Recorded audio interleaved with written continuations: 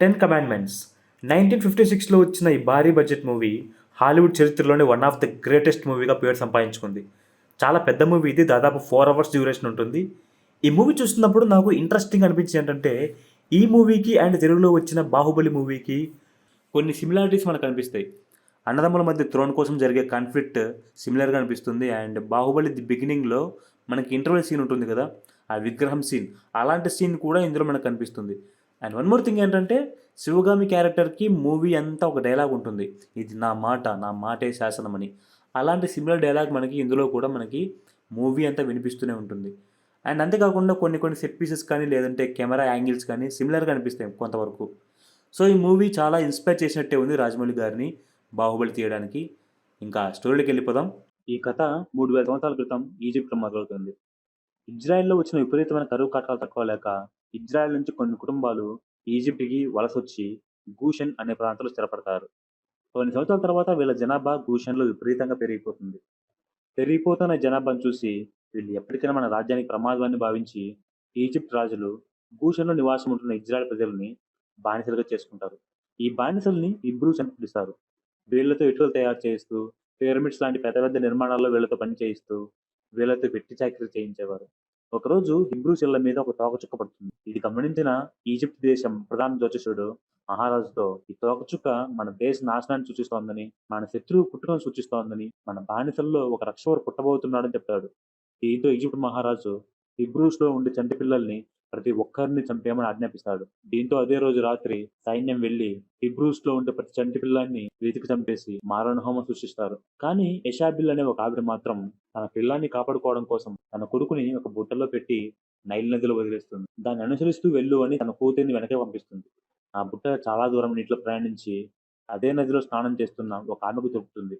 ఆమె ఎవరో కాదు, ఆ దేశ మహారాజు యొక్క కూతురు ద్వితీయ. ఈమె భర్త ఆల్రెడీ చనిపోయి ఉంటాడు. ఈమెకు పిల్లలు కూడా లేరు. ఈ విషయం మీద ఆమె చాలా బాధపడేది.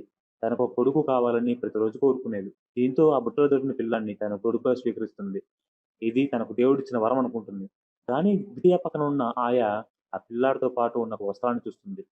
ఆ గుడ్డని ద్వితీయకి చూపిస్తూ, ఇది హిబ్రూస్ దగ్గర ఉండే వస్త్రం. ఈ పిల్లవాడు మన బానిసలకు పుట్టినవాడు. ఈ పిల్లవాడిని నువ్వు కొడుకుగా స్వీకరించడం మన రాజ్యానికి మంచిది కాదు అని చెప్తుంది. కానీ ద్వితీయ దానికి ఒప్పుకోదు. ఈ పిల్లోడు నాకు దేవుడిచ్చిన వరం. ఇక నుంచి ఈ పిల్లోడు నా కొడుకే. రాబో రోజుల్లో ఈజిప్ట్‌ని తరతరాలు గుర్తుపెట్టుకునేలా నా కొడుకు పరిపాలిస్తాడని చెప్తుంది. నీటి నుంచి వచ్చినాడు కాబట్టి ఈ పిల్లాడికి మోసెస్ అనే పేరు పెడుతుంది. ఈ రహస్యం నువ్వెవరికైనా చెప్తే నిన్ను చంపేస్తానని ఆయాను బెదిరిస్తుంది. ఆయా కూడా భయపడిపోయి ఆ రహస్యం ఎవరికీ చెప్పనని చెప్తుంది. కానీ ఆ పిల్లాడితో పాటు బుట్టలో ఉన్న ఆ వస్త్రాన్ని తన దగ్గరే ద్వితీయకు తెలియకుండా దాచిపెట్టుకుంటుంది. కొద్ది రోజులకి ఈజిప్ట్ మహారాజు మరణిస్తాడు. దాంతో అతని కొడుకు సేతి అధికారం చేపడతాడు. సేతికి ఒక కొడుకు, ఒక కూతురు. కొడుకు రామ్సెస్, కూతురు నెఫ్రితరి. తన కొడుకు కూతురుతో పాటు తన చెల్లెలు ద్వితీయ కొడుకు అయిన మోసెస్ ని కూడా సమానంగా చూసేవాడు సేతి. మోసెస్ కూడా రామ్సెస్తో పాటు యువరాజులా పెరుగుతాడు. ఆ కాలంలో సొంత అన్న చెల్లెళ్ళే పెళ్లి చేసుకునే సాంప్రదాయం ఉండేది. అన్నదమ్ముల్లో ఎవరైతే రాజు అవుతారో అతన్ని చెల్లెలు పెళ్లి చేసుకోవాలి అనే రూల్ ఉండేది. రామ్సెస్ నెఫ్రితెరీని ప్రేమించాడు. కానీ నెఫ్రితెరీ మోసెస్‌ని పిచ్చిగా ప్రేమించింది. మహారాజు సేతి కూడా రామ్సెస్ మీద కంటే మోసెస్ మీదే ఎక్కువ అభిమానం చూపించేవాడు. ఎందుకంటే రామ్సెస్ మోసెస్ కంటే చాలా తెలివైనవాడు, చాలా సమర్థవంతుడు. దీంతో రామ్సెస్ మోసెస్ మీద విపరీతమైన అసూయతో ఉండేవాడు. ఎలాగైనా తానే రాజు అవ్వాలని మోసెస్ మీద చాలా కుట్రలు చేస్తూ ఉండేవాడు. ఒకసారి సేతి ఇద్దరు కుమారులకి 2 బాధ్యతలు అప్పచెప్తాడు. రామ్సెస్‌కి భూషణ్‌కి వెళ్లి హిబ్రూస్‌తో పని చేయించి ఒక సిటీని నిర్మించమని చెప్తాడు. మోసెస్‌కి ఇథియోపియా మీద యుద్ధం చేసి ఓడించమని చెప్తాడు. మోసెస్ కొద్ది రోజుల్లోనే ఇథియోపియాని ఓడించి విజయవంతంగా తిరిగొస్తాడు. దాంతో పాటు చాలా సంపదను తనతో పాటు ఇథియోపియాని తీసుకొనొస్తాడు. కానీ రామ్సెస్ తన తండ్రి చెప్పిన ఆ సిటీని నిర్మించలేకపోతాడు. దానికి సేతి కారణం ఏంటి అని కోపంగా అడిగితే రామ్సెస్, అక్కడున్న హిబ్రూస్ మన సైనికుల మీద ఎదురు తిరుగుతున్నారని, తొందరలోనే ఒక రక్షకుడు రాబోతున్నాడని వాళ్ళు నమ్ముతున్నారని, వాళ్ళతో పని చేయించడం కష్టతరంగా మారింది అని చెప్తాడు. నీకు చేతకాక ఇవన్నీ చెప్తున్నావని సేతి రామ్సెస్ మీద అసహనం వ్యక్తం చేస్తాడు. తర్వాత మోసెస్‌ని పిలిచి గోషెన్‌కి వెళ్లి నగరం నిర్మించమని ఆదేశిస్తాడు. ఇంకోవైపు రామ్సెస్‌తో, నువ్వు కూడా గోషెన్‌కి వెళ్ళు. అక్కడ హిబ్రూస్‌లో నిజంగా ఎవరైనా రక్షకుడు అనేవాడు ఎవరైనా ఉంటే వాడిని పట్టుకొని సంకెళ్లతో బంధించి తన ముందుకు తీసుకురా అని చెప్తాడు. దీంతో ఇద్దరు గోషెన్‌కి వెళ్తారు. అక్కడ రామ్సెస్ డేతన్ అనే ఒక వ్యక్తిని కలుసుకుంటాడు. ఈ డేతన్ ఎవరు అంటే ఇతను హిబ్రూస్‌కి ఇన్‌చార్జ్. నిజానికి ఇతను కూడా బానిసే. ఆ హీబ్రూస్‌కి చెందినవాడే. కానీ డబ్బు వ్యామోహంతో తన సొంత వాళ్ళకి వెన్నుపోటు పొడుస్తూ అక్కడున్న అధికారుల కోసం పనిచేస్తూ ఉంటాడు. హెబ్రూస్ యొక్క రహస్యాలను అధికారులకు చేరవేస్తూ ఉంటాడు. చాలా సెల్ఫిష్, చాలా కన్నింగ్, డబ్బు కోసం ఎంత నీచానికైనా ఒడిగడతాడు. సో, రామెసెస్ ఏథన్‌ని పిలిపించుకొని హెబ్రూస్‌లో ఉన్న రక్షకుడు ఎవరో కనిపెట్టు అని ఏథన్‌కి కొంచెం డబ్బులిస్తాడు. ఇంకోవైపు నగర నిర్మాణ పనులు సాగుతూ ఉంటాయి. చాలా పెద్ద పెద్ద రాళ్లను వేల మంది నెడుతూ ఉంటారు. కొంతమంది ముసలివాళ్ళు రాళ్లకు ముందు వైపున రాయి తేలిగ్గా ముందుకు జరగడానికి వీలుగా కింద గ్రీస్ పూస్తూ ఉంటారు. ఆ సమయంలో ఒక ముసలావిడ గ్రీస్ పూస్తూ ఉంటే ఆమె నడుముకున్న తాడు రాయి కింద చిక్కుకుపోతుంది. అది చూసిన పక్కనున్న ఒక హెబ్రూ యువతి గట్టిగా అరుస్తూ ఆందోళనగా అక్కడ అధికారులకు చెప్తుంది. కానీ వాళ్ళు పట్టించుకోరు. ఒక ముసలి ప్రాణం కోసం పని ఆగదు అని ఆ అమ్మాయిని పక్కకు దొబ్బేస్తారు. ఇదంతా చూసిన హెబ్రూ యువకుడు జాషువా అధికారుల మీద దాడి చేసి ఆ పని ఆగిపోయేలా చేస్తాడు. దాంతో అధికారులు జాషువాని బంధిస్తారు. ఇంతలో ఆ అమ్మాయి పరిగెత్తుకుంటూ వెళ్లి దూరంగా ఉన్న మోసెస్ కాళ్ళ మీద పడుతుంది. జరిగిందంతా చెప్తుంది. దాంతో మోసెస్ ఆ ముసలామె దగ్గరకొచ్చి ఆ తాడు కట్ చేసి ఆమెను కాపాడతాడు. అక్కడున్న అధికారులు అందరి మీద కోపడతాడు. జాషువా అక్కడ తమకున్న సమస్యలను చెప్తాడు. తమకు సరైన తిండి లేదని, సరైన విశ్రాంతి లేదని చెప్తాడు.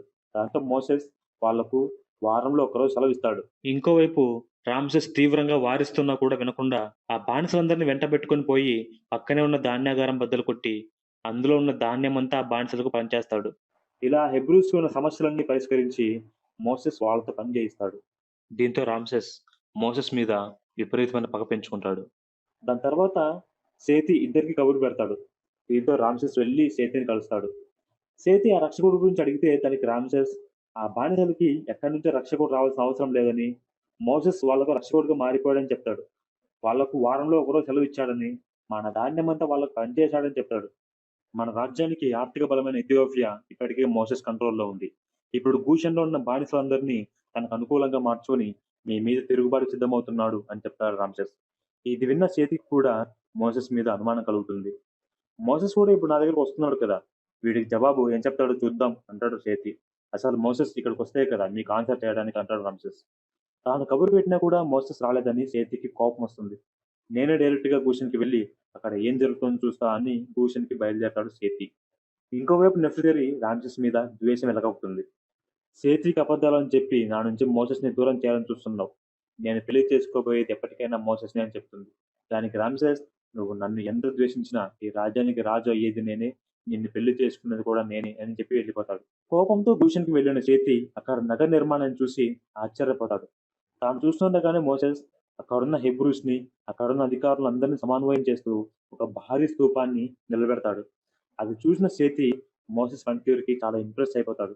అయినా కూడా సేతి తనకున్న అనుమానాలను అడిగేస్తాడు. దానికి మోసెస్ ఇలాంటి మహానగరం నిర్మించాలంటే ఆకలి కడుపులతోనూ, అలసిపోయిన దేహంతోనూ అవ్వదు. వాళ్ళు మనస్ఫూర్తిగా పనిచేస్తేనే ఇలాంటి అద్భుత నిర్మాణం చేయగలం. అందుకే వాళ్ళ కడుపు నిండా అన్నం పెడుతున్నాను. వాళ్ళకి కావాల్సినంత విశ్రాంతినిస్తున్నాను అని చెప్పి పక్కనే ఉన్న తెర పక్కకు తీస్తాడు. అక్కడ సేతి అద్భుతంగా చెక్కిన తన విగ్రహాన్ని చూసుకొని ఉప్పొంగిపోతాడు. మీరు కబురు పెట్టినా కూడా రాకోకుండా ఇంతలో రాత్రి పగలు పనిచేస్తోంది మీ కీర్తి కోసమే. మీ పేరు చరిత్రలో నిలిచిపోయేలాగా ఈ నగరాన్ని నిర్మిస్తున్నాను అని తను నిర్మించిన అద్భుతాలన్నీ చూపిస్తాడు మోసెస్. అది చూసిన సేతికి తన అనుమానాలన్నీ పటాపంచలైపోతాయి. నేను చెప్పిన ప్రతి పని చాలా సమర్థవంతంగా చేశావు. ఈ రాజ్యాన్ని పరిపాలించడానికి కావాల్సిన అన్ని లక్షణాలు నీలో ఉన్నాయి.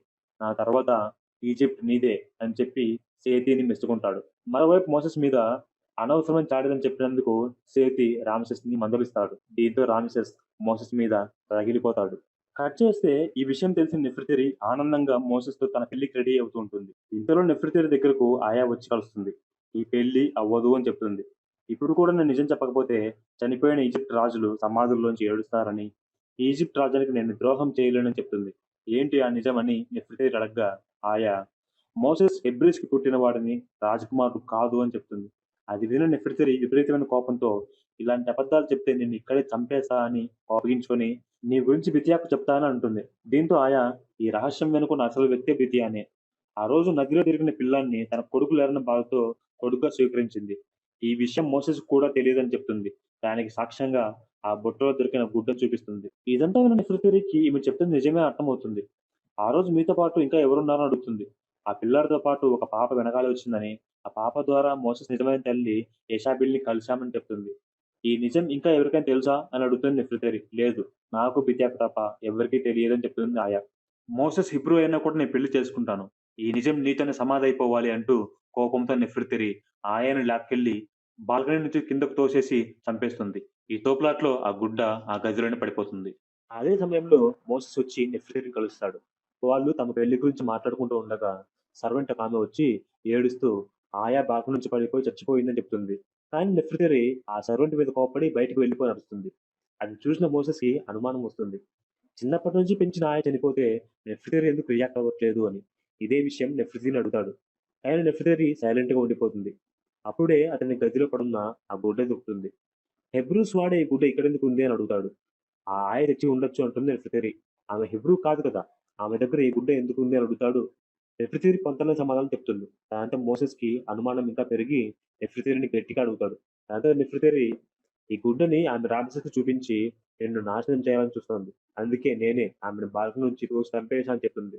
ఈ చిన్న గుడ్డ ముక్క నన్నెలా చంపేస్తుంది అని అడుగుతాడు మోసెస్. నెఫ్రితరి ఏడుస్తూ 30 ఏళ్ల క్రితం ఈ వస్త్రంలో బిరియకు ఒక పిల్లాడు దొరికాడు. నువ్వు ఎవరనేది నాకు అనవసరం. నాకు నువ్వు కావాలి అంటుంది. మోసెస్ నెఫ్రితరిని గట్టిగా పట్టుకొని నువ్వు నన్ను నిజంగా ప్రేమించి ఉంటే నిజం చెప్పు అని అడుగుతాడు. దాంతో నెఫ్రితరి ఏడుస్తూ నిజం చెప్పేస్తుంది. ఆ రోజు బితియాకు దొరికిన పిల్లోడివి నువ్వే. నువ్వు ఈజిప్ట్ రాజవంశంలో పుట్టలేదు. బానిసలైన హెబ్రీస్‌కి పుట్టిన వాడివి అని చెప్తుంది. మోసెస్‌కి దిమ్మ తిరిగిపోతుంది. కొద్దిసేపు షాక్‌లోకెళ్ళిపోతాడు. తర్వాత తేరుకొని నా నిజమైన తల్లిదండ్రులు ఎవరనేది ఏమైనా చెప్పిందా అని అడుగుతాడు. దానికి నెఫ్తలి మీ అమ్మ పేరు యెషాబెల్ అని ఆయ చెప్పినట్టుగా చెప్తుంది. మోసెస్ వెంటనే వాళ్ళమ్మ బితియా దగ్గరికి వెళ్లి అడుగుతాడు. దానికి బితియా రామసేస్ చెప్పే కథలను నువ్వు నమ్మొద్దు అంటుంది. ఇది కూడా అబద్ధమేనా అని తన దగ్గరున్న గుడ్డను చూపిస్తాడు. నిన్ను పెంచిన నా మాటలు నమ్ముతావా? ఆ ఆయాకు దొరికిన ఈ గుడ్డను నమ్ముతావా అని బితియా అడుగుతుంది. ఈ గుడ్డ ఆయాకు దొరికింది నీకెలా తెలుసు? నేను చెప్పలేదు కదా అంటాడు. దానికి బితియా ఏం సమాధానం చెప్పలేకపోతుంది. బితియా కొద్దిసేపు ఆగి, కొద్ది రోజుల్లో నువ్వు ఈ దేశానికి మహారాజు అవ్వబోతున్నావు. అనవసరమైన ఆలోచించకని చెప్తుంది. దాంతో మోసెస్ వెళ్ళిపోతూ ఒక ప్రశ్న అడుగుతాడు. నువ్వు ఎప్పుడైనా యెషాబెల్ పేరు విన్నావా అని అడుగుతాడు. దానికి బితియా వినలేదు అంటుంది. మోసెస్ బితియా దగ్గరకొచ్చి, నేను ఫ్యూచర్‌లో ఎక్కడున్నా, ఏమైపోయినా నాకు అమ్మవి మాత్రం నువ్వే అని చెప్పి వెళ్ళిపోతాడు. మోసెస్ వెళ్ళిపోగానే ఒక్క క్షణం కూడా ఆలస్యం చేయకుండా బితియా తన పరివారంతో గూషన్‌కి వెళ్ళిపోతుంది. అక్కడ మోసెస్ తల్లి అయిన యెషాబెల్ ఇంటికి వెళ్తుంది.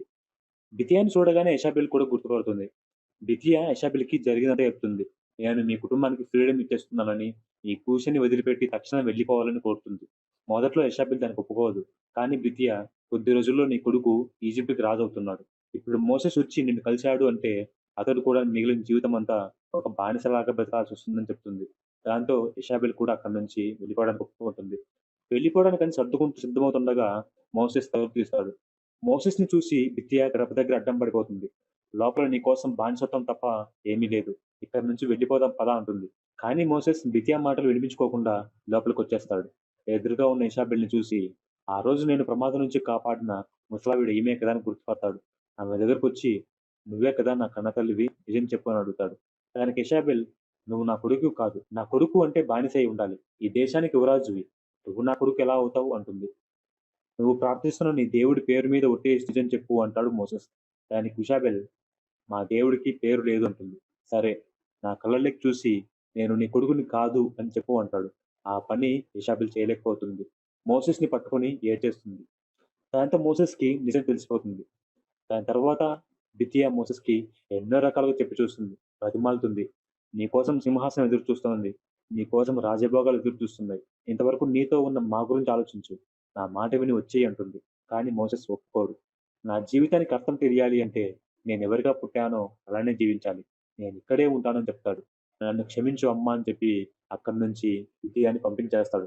మళ్ళీ తన దగ్గరికే వచ్చిన తన కొడుకుని చూసి యెషాబెల్ మనల్ని బానిసత్వం నుంచి విడిపించడానికి ఆ దేవుడు పంపించిన రక్షకుడు నా కొడుకే అని ఆనందపడుతుంది. ఆ తర్వాత మోసెస్ వాళ్ళ కుటుంబంతో కలిసిపోతాడు. వాళ్ళతో కలిసి చాకిరీ చేయడానికి వెళ్తాడు. అక్కడ బానిస బతుకును అనుభవిస్తాడు. కుక్కలాంటి హీనమైన బతుకును చవిచూస్తాడు. ఎదురు మాట్లాడినందుకు ఒక ముసలోడిని అధికారులు చంపేయడం, తమకు ఇష్టమైన అమ్మాయిల్ని అక్కడున్న అధికారి బాకా మరియు డాతన్ ఎత్తుకుపోవడం చూస్తాడు. మధ్యలో ఒకసారి నెఫ్రేరి మోసెస్‌ని కలిసి అన్ని రకాలుగా చెప్పి చూస్తుంది. ప్రాధేయపడుతుంది. కానీ మోసెస్ తిరిగి రావడానికి ఇష్టపడ్డు. అలా ఒకరోజు గూషన్‌లో జోషువ ప్రేమికురాల్ని బాకా ఎత్తుకుపోతాడు. ఆమెను కాపాడడం కోసం జాషువా బాకా మందిరంలోకెళ్తాడు. బాకా మీద దాడి చేసి ఆమె తప్పించుకునేలా చేస్తాడు. కానీ తాను మాత్రం దొరికిపోతాడు. దొరికిపోయిన జాషువాని బాకా చిత్రహింసలు పెడతాడు. అదే సమయంలో మోసెస్ అక్కడికి వచ్చి బాకాని చంపేస్తాడు. చనిపోయేటప్పుడు బాకా మోసెస్‌ని గుర్తుపట్టి మోసెస్ పేరు గట్టిగా అరుస్తాడు. అది చూసిన జాషువా "నువ్వెందుకు ఇలా చేస్తున్నావు?" అని అడుగుతాడు. దానికి మోసెస్ "నేను కూడా హెబ్రోనే" అని చెప్తాడు. అది విన్న జాషువా "మమ్మల్ని కాపాడడానికి వచ్చిన రక్షకుడివి నువ్వే" అని చెప్పి ఆనందపడతాడు. ఇదంతా పక్కనే తలుపు సందు నుంచి గేతన్ వింటాడు. ఆ తర్వాత అక్కడికి రామ్సెస్ చేరుకుంటాడు. హత్య జరిగిన ప్లేస్‌ని పరిశీలిస్తూ బాకా చాలా బలమైన మనిషి. అతన్ని చంపగలిగేంత బలమైన వాడు హిబ్రూస్ ఎవరూ లేరే అని అనుకుంటాడు. అంతో ఇంతో బలంగా ఉండేది ఆ జోషువా మాత్రమే. జోషువానే ఖచ్చితంగా హత్య చేసి ఉంటాడని అనుకుని వెళ్లి వాడిని వెతకండి అని సైనికులు చెప్తాడు. కానీ పక్కనే ఉన్న డేతన్ బాకాని చంపింది జాషువా కాదు అని అంటాడు. మరెవరో చెప్పు అంటాడు రామ్సెస్. ఇంతమందిలో నేను నీకు చెప్పలేను అంటాడు. దాంతో రామ్సెస్ పక్కన ఉన్న వాళ్ళందరినీ పంపించేస్తాడు. బాకాని చంపింది ఎవరో కాదు హిబ్రూస్ యొక్క రక్షకుడు అని చెప్తాడు. అదే ఆ రక్షకుడు ఎవరో చెప్పు అని కొంచెం కోపంగా అడుగుతాడు రామ్సెస్. నేను చెప్పాలి అంటే నేను అడిగినవన్నీ నువ్వు ఇవ్వాలి అంటాడు డేతన్. దాంతో రామ్సెస్‌కి ఇంకా కోపం పెరిగిపోతుంది. నేను ఆల్రెడీ నీకిచ్చా. ఇంకా ఏం కావాలి నీకు అని అడుగుతాడు. 1000 కేజీల బంగారం ఇవ్వు. నేను నీకు మొత్తం ఈజిప్ట్ సంపదనిచ్చేస్తా. నాకు ఈ బానిసత్వం నుంచి స్వేచ్ఛనివ్వు. నీకు రాజ్యాధికారం ఇస్తా. నాకు బాగా ఎత్తుకొచ్చిన ఆ అమ్మాయినివ్వు. నెఫ్రితిరిని నీకు దక్కేలా చేస్తా. బాగా ఉంటున్న ఈ ప్యాలెస్‌ని నాకివ్వు. సింహాసనం నీకొచ్చేలా చేస్తా. నేనడిగినవన్నీ ఇచ్చేస్తానంటే చెప్పు. లేదంటే ఇక్కడి నుంచి వెళ్ళిపోతాను అంటాడు డేతన్. రామ్సెస్‌కి విపరీతమైన కోపమొస్తుంది.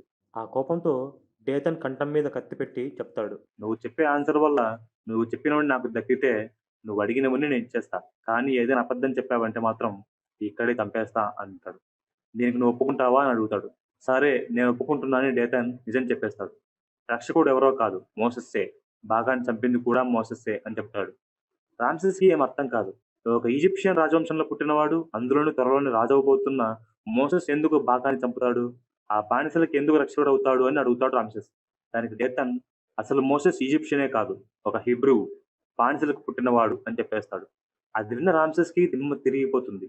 కొద్దిసేపు ఆలోచించి నువ్వు అడిగినవన్నీ నీకు ఇచ్చేస్తున్నానని చెప్పి వెళ్ళిపోతాడు. ఆ తర్వాత రోజు మహారాజు సేతి జూబ్లీ జరుగుతూ ఉంటుంది. మొత్తం రాజమందిరం అంతా అతిథులతో, ఆటపాటలతో కోలాహలంగా ఉంటుంది. ఇదే వేదికగా మహారాజు సేతి కాబోయే మహారాజుగా మోసెస్‌ని ప్రకటిద్దామని నిర్ణయించుకుంటాడు. కానీ ఎంతసేపు ఎదురు చూసినా మోసెస్ రాలేదు. అప్పుడు రామ్సెస్ అక్కడికి వచ్చి సేతితో "మీరు మోసెస్‌ని మహారాజుగా ప్రకటించే ముందే ఈ జూబ్లీ సందర్భంగా మీకొక బహుమానం ఇద్దామనుకుంటున్నా" అంటాడు. "ఏంటది?" అని అడుగుతాడు సేతి.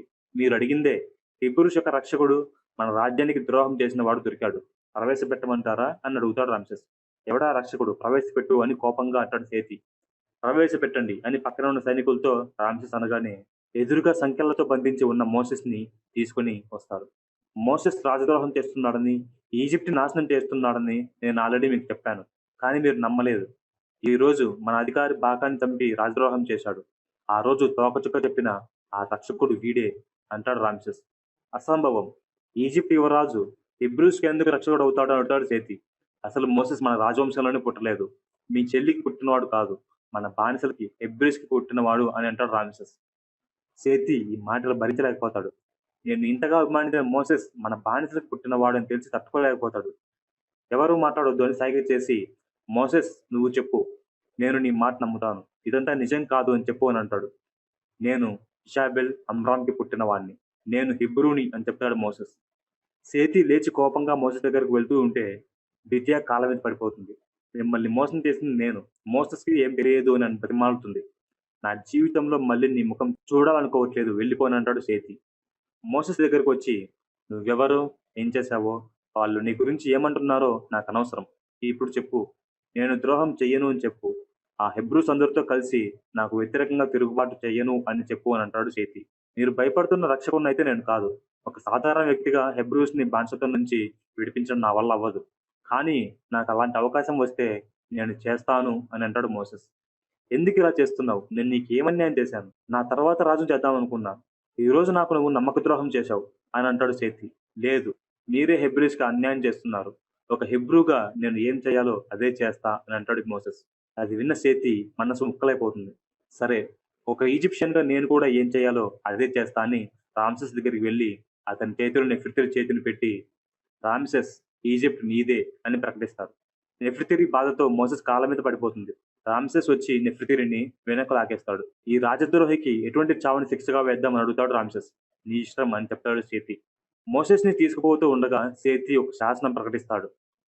మోసెస్ అనే పేరుని ఇక మీదట ఎవ్వరూ ప్రస్తావించకూడదు. ఈజిప్ట్ చరిత్రలో కానీ, నిర్మాణాల్లో కానీ, ఈజిప్ట్ పుస్తకాల్లో కానీ, ఈజిప్ట్ ప్రజల జ్ఞాపకాల్లో కానీ మోసెస్ అనే పేరుని శాశ్వతంగా చెరిపివేస్తున్నాను అని ప్రకటిస్తాడు. అదే రోజు రాత్రి రామెసెస్ నెఫ్రితిరికి మోసెస్‌ని చివరి చూపు చూడమని మోసెస్ దగ్గరకు తీసుకుపోతాడు. "నీకోసం మోసెస్‌ని చంపకుండా వదిలేస్తున్నా" అని చెప్తాడు.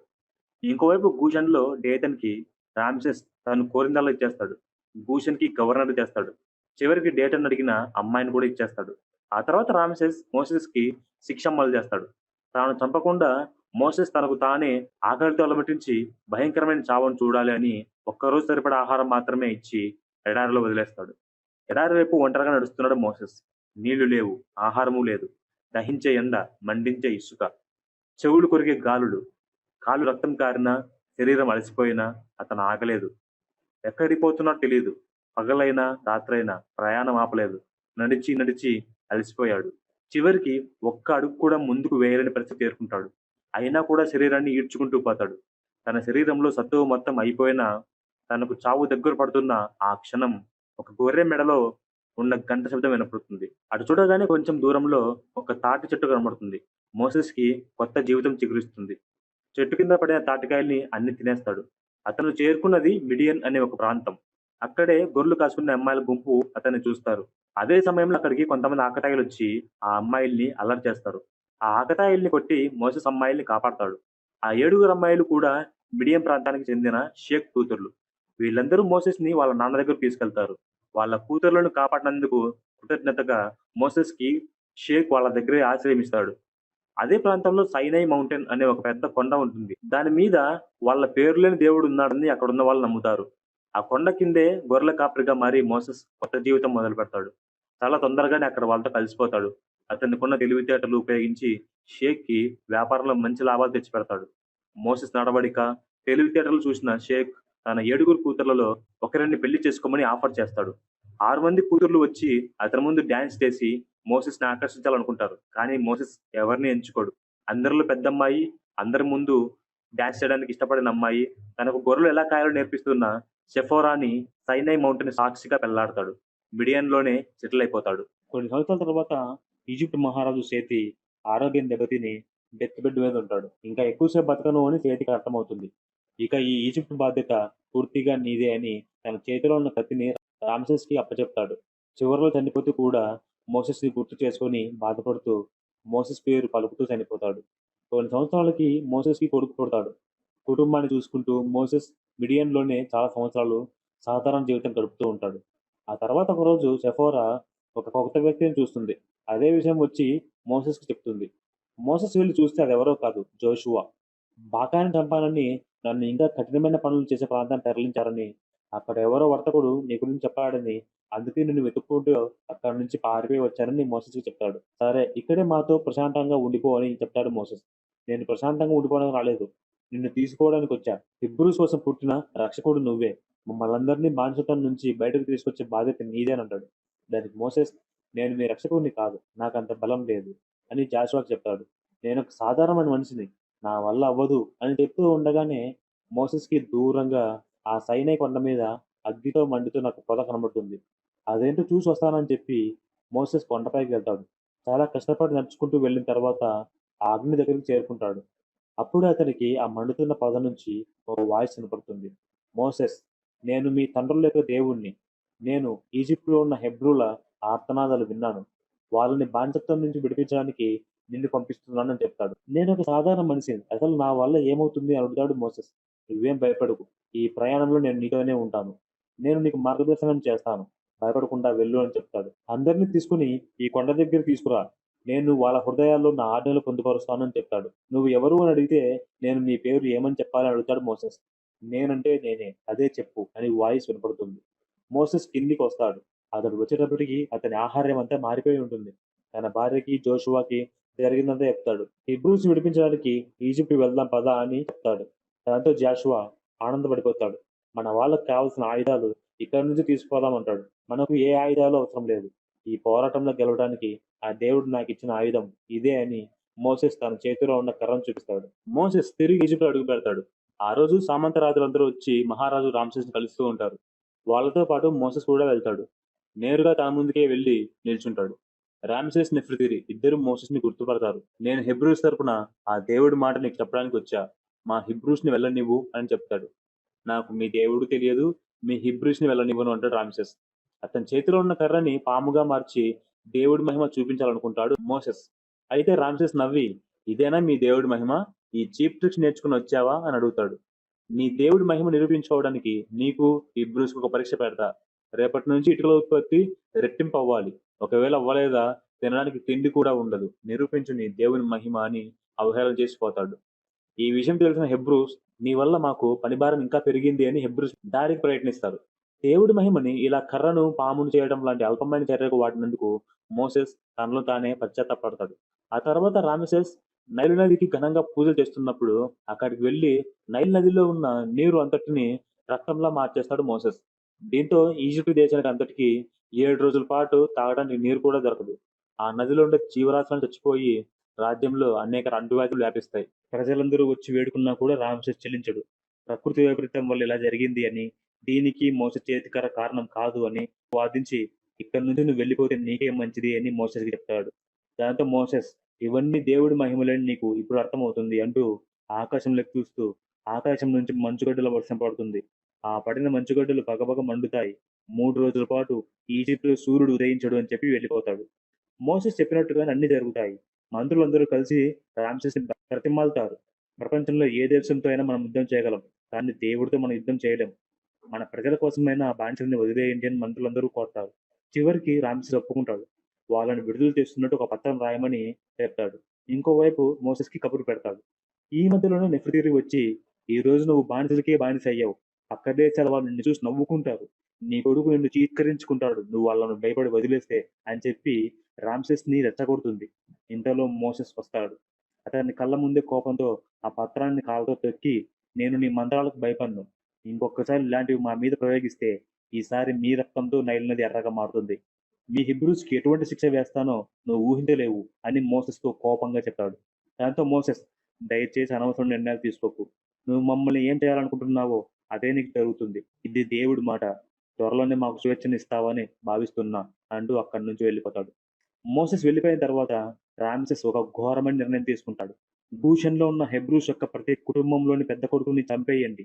ఈ మారణహోమం మోసెస్ కొడుకుతోనే మొదలవ్వాలి అని వాళ్ళ సైనికులకు ఆదేశిస్తాడు. అది విన్న నెఫ్రితిరి వెంటనే మోసెస్ ఇంటికి బయలుదేరుతుంది. మోసెస్ భార్యతో ఈ రోజు రాత్రికి జరగబోయే మారణకాండ గురించి చెప్పి మోసెస్ భార్యని, కొడుకుని మిడియాన్‌కి పంపించేస్తుంది. తర్వాత వచ్చిన మోసెస్‌కి జరిగిందంతా చెప్తుంది. ఈ రోజు రాత్రికి రామెసెస్ చేయబోయే ఘోరాన్ని కూడా చెప్తుంది. ఈ మారణకాండలో రామ్సెస్ మొదట చంపాలనుకుంది నీ కొడుకునే. కానీ నేను నీ కొడుకుని కాపాడాను. ఎందుకంటే నేను నిన్నింకా ప్రేమిస్తున్నానని చెప్తుంది. అది విన్న మోసెస్ దిగ్భ్రాంతికి లోనవుతాడు. మమ్మల్ని ఏం చేయాలనుకున్నా అది నీకే జరుగుతుంది అని రామ్సెస్‌కి ముందే చెప్పాను. కానీ వినిపించుకోలేదు. ఇప్పుడు చనిపోయేది నా కొడుకు కాదు, నీ కొడుకు. ఈ రోజు రాత్రికి రామ్సెస్ కొడుకు, ఈ ఈజిప్ట్ సైనికుల కొడుకులు అందరూ చావబోతున్నారు. ఇది దైవ నిర్ణయం. రామ్సెస్ దైవాన్ని నిందించాడు. దాని ప్రతిఫలమే ఇది అని మోసెస్ చెప్తాడు. ఇది విన్న నెఫ్రితిరి భయపడిపోతుంది. "నేను నీ కొడుకుని కాపాడాను కదా! నువ్వు నా కొడుకుని కాపాడు. దయచేసి నా కొడుకుని చంపేయొద్దు" అని కోరుతుంది. కానీ మోసెస్, "ఇది నా చేతుల్లో లేదు. నేనేం చేయలేను" అంటాడు. మోసెస్ ఎంత చెప్పినా నెఫ్రితిరి వినిపించుకోదు. "నాకు తెలుసు నువ్వు నా కొడుకుని చంపవని. ఎందుకంటే నువ్వు కూడా నన్ను ప్రేమిస్తున్నావు" అని చెప్పి నెఫ్రితిరి వెళ్ళిపోతుంది. తర్వాత మోసెస్ ఈ రోజు రాత్రి జరగబోయే మారణకాండాన్ని ఊహించుకొని నిస్సహాయంగా కూలిపోతాడు. అతి భయానక రాత్రి రానే వచ్చింది. రామ్సెస్ సైనికులు మారణకాండకు బయలుదేరక ముందే ఈజిప్ట్ దేశాన్ని ప్లేగు వ్యాధి చుట్టుముట్టింది. ఒక పొగ రూపంలో అంతటా వ్యాపించింది. ఆ రోజు రాత్రి ఎక్కడ చూసినా మారణ హోమమే. దేశమంతా ఈజిప్షియన్ల ఆర్తనాదాలే. ఆ రోజు రాత్రి ఈజిప్టులో మృత్యువు తాండవం చేసింది. ఈజిప్ట్ సైనికుల కుటుంబాల్లోని తొలి సంతానాన్ని కబళించేసింది. రామెసెస్ దగ్గరున్న సైనికాధిపతి కొడుకు కూడా మరణిస్తాడు. ఇది చూసిన రామెసెస్ తన కొడుకు దగ్గరికి వెళ్తాడు. అప్పటికే రామెసెస్ కొడుకు మృత్యువుతో పోరాడుతూ ఉంటాడు. అది చూసి రామెసెస్ నెఫ్రితిరి మీద కోపం వెళ్లగక్కుతాడు. "ఇదంతా నీ వల్లే జరిగింది. ఆ రోజు నన్ను రెచ్చగొట్టావు. దాని ఫలితమే ఇది. నీకెవరు అవసరం లేదు. మోసెస్ ఇక్కడే ఉండాలనే కదా నువ్వు అలా చేశావని" విరుచుకుపడతాడు. తన కొడుకుని కాపాడుకోవాలనుకుంటాడు. తక్షణం మోసెస్‌ని తీసుకురమ్మని సైనికుల్ని పంపిస్తాడు. మోసెస్ రామ్సెస్ ఎదురుగ్గా నిలబడ్డాడు. "నేను ఓడిపోయాను. ఇక్కడి నుంచి నీ వాళ్ళని తీసుకొని, నీ వస్తువులు తీసుకొని తక్షణం వెళ్ళిపో. మీకు ఈ బానిసత్వం నుంచి విముక్తి ప్రకటిస్తున్నానని" చెప్తాడు. "అది నువ్వు లేదంటే ఎవరు ఇచ్చేది కాదు. ఆ దేవుడు మాకు విముక్తిని కలిగించాడు అని చెప్పి మోసెస్ తన దేవుణ్ణి కీర్తిస్తూ ఆనందంగా వెళ్ళిపోతాడు. మోసెస్ వెళ్ళిపోగానే చనిపోయిన తన కొడుకు శవాన్ని తీసుకొచ్చి నెఫ్రితరి రామసెస్ చేతుల్లో పెడుతుంది. మృత్యువు తాండవం చేసిన ఆ రాత్రి ముగిసింది. 400 సంవత్సరాలు హెబ్రూస్ ఎదురు చూసిన ఉదయం రానే వచ్చింది. తరతరాల బానిసత్వానికి తెరపడింది. జీవితం మీద కొత్త ఆశలతో ఈజిప్ట్ అన్ని వైపుల నుంచి ఒక పండగలాగా స్వేచ్ఛాగాలులు పీలుస్తూ కొన్ని లక్షల మంది హిబ్రూస్ కదిలారు. కొన్ని వేల జీవాలు, కొన్ని వందల ఒంటెలు, గుర్రాలు, బండ్లు అన్నీ సిద్ధమయ్యాయి. మోసెస్ నాయకత్వంలో ఇజ్రాయెల్ వైపు నడక మొదలటానికి సిద్ధమయ్యారు. మధ్యలో కొంతమంది ఈజిప్షియన్లు వచ్చి తమ దగ్గర ఉన్న బంగారమంతా హెబ్రూస్‌కు పంచి, ఇక మీరు తిరిగి మా దేశానికి రావద్దు అని చెప్పారు. మోసెస్ తనను పెంచిన బితియాని కూడా తనతో పాటు తీసుకెళ్తున్నాడు. ఇంకోవైపు గూషన్‌కి గవర్నర్‌గా ఉన్న డేతాన్‌ని కూడా ఇజ్రాయెల్ సైనికులు వెళ్ళిపొమ్మని చెప్పారు. తన రాజభోగాలన్నీ కోల్పోయిన డేతాన్ ఈ హిబ్రూస్‌ని ఎలాగైనా మళ్ళీ ఇక్కడికి రప్పించాలి. తాను మళ్ళీ తిరిగి గవర్నర్ అవ్వాలి అని అనుకుంటాడు.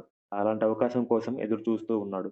అందరూ సంసిద్ధమయ్యాక హెబ్రూస్ అందరూ ఆనందంగా స్వేచ్ఛా ప్రపంచం వైపు అడుగులు మొదలుపెట్టారు. మరోవైపు కొడుకును పోగొట్టుకునే దుఃఖంలో ఉన్న రామెసెస్ నెఫెలితరి కోపంతో రగిలిపోతారు. తమ కొడుకు చావుకి పగ తీర్చుకోవాలనుకుంటారు. తాను వేడుకున్నా కూడా మోసెస్ తన కొడుకును చంపడంతో నెఫ్రితరికి మోసెస్ మీద ప్రేమ పూర్తిగా చచ్చిపోతుంది. మోసెస్ చావును చూడాలనుకుంది. ఖడ్గం తీసుకొనొచ్చి రామ్సెస్ చేతుల్లో పెట్టి, "ఈ ఖడ్గాన్ని కట్టిన మోసెస్ రక్తం నేను చూడాలి" అని చెప్తుంది. రామ్సెస్ తన సైన్యంతో యుద్ధానికి సిద్ధమవుతాడు. వేల మంది సైన్యంతో హెబ్రూస్‌ని అంతం చేయడానికి బయలుదేరతాడు. మరోవైపు హెబ్రూస్ ఎర్ర సముద్రం దగ్గరకు చేరుకొని ఉంటారు. దూరం నుంచి సైన్యం రావడం మోసెస్ చూస్తాడు. హెబ్రూస్ అందరూ భయపడిపోతారు. ముందు సముద్రం, వెనుక చంపడానికొస్తున్న సైన్యం. ఏం చేయాలో హెబ్రూస్‌కి అర్థం కాలేదు. ఇదే అతనికి డేతన్ హెబ్రూస్‌లో మోసెస్ మీద వ్యతిరేకత తీసుకురావడానికి ప్రయత్నిస్తాడు. ఈ సైన్యంతో మనం యుద్ధం చేయలేం. ఇక మనకు చావే గతి. మోసెస్ మనందరిని చంపేయాలని చూస్తున్నాడు. సైన్యానికి లొంగిపోదాం పదండి అని చెప్పి హెబ్రూస్‌ని మోసెస్ మీద రెచ్చగొడతాడు. మోసెస్ తన చేతిలో ఉన్న కర్ర సహాయంతో దేవుడిని వేడుకోగానే ఒక పెద్ద అగ్నిగోళం సైన్యానికి అడ్డంగా నిలబడుతుంది. దాంతో మొత్తం సైన్యం అంతా అక్కడ ఆగిపోతుంది. మరోవైపు మోసెస్ తన చేతికర్ర పైకెత్తి వేడుకోగానే ఎర్ర సముద్రం అడ్డంగా చీలుతుంది. మధ్యలో ఒక దారి ఏర్పడుతుంది. దీంతో హీబ్రూస్ అందరూ ఆ దారిలో నడుస్తూ ఎర్ర సముద్రం దాటుకొని అవతలికి పోతారు. అదే సమయంలో సైన్యానికి అడ్డంగా ఉన్న అగ్నికీలలు ఆగిపోతాయి. దీంతో సైన్యం హెబ్రూస్ వెంట పడతారు. అదే దారిలో సైన్యమంతా ప్రవేశిస్తారు.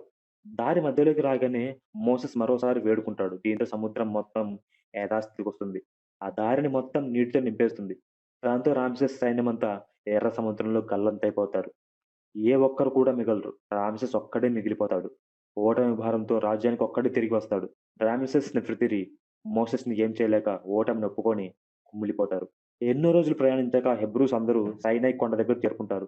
నేను వచ్చే వరకు ఇక్కడే ఉంటానని చెప్పి మోసెస్ దేవుడు ఇచ్చే నిబంధనల కోసం మళ్ళీ కొండపైకెళ్తాడు. 40 రోజుల పాటు మోసెస్ ప్రార్థించాక దేవుడు రాతిపైన అగ్నితో 10 కమాండ్‌మెంట్స్ లిఖిస్తాడు. మరోవైపు కొండ కింద ఉన్న హెబ్రూస్ 40 రోజుల నుంచి మోసెస్ రాకపోయేసరికి చాలా ఆందోళన పడతారు. ఇదే అదనుగా డేతన్ మోసెస్ చనిపోయి ఉంటాడని ప్రచారం చేస్తాడు. తన మాయ మాటలతో అక్కడున్న చాలా మందిని ప్రభావితం చేస్తాడు. వీళ్ళని తిరిగి ఈజిప్ట్ తీసుకుపోవాలనుకుంటాడు.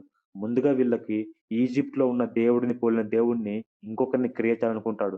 అలా ఆలోచించి వాళ్ళ దగ్గర ఉన్న బంగారమంతా సేకరించి ఒక బంగారు ఆవు విగ్రహాన్ని తయారు చేస్తాడు. ఇప్పటినుంచి ఇదే మన దేవుడు అని చెప్పి అక్కడున్న అందరికి ఆ దేవుడు పిచ్చి పట్టేలా చేస్తాడు. అందరూ దేవుడి చుట్టూ నగ్నంగా నృత్యాలు చేస్తూ, సారాయి తాగుతూ పిచ్చెక్కిపోతారు.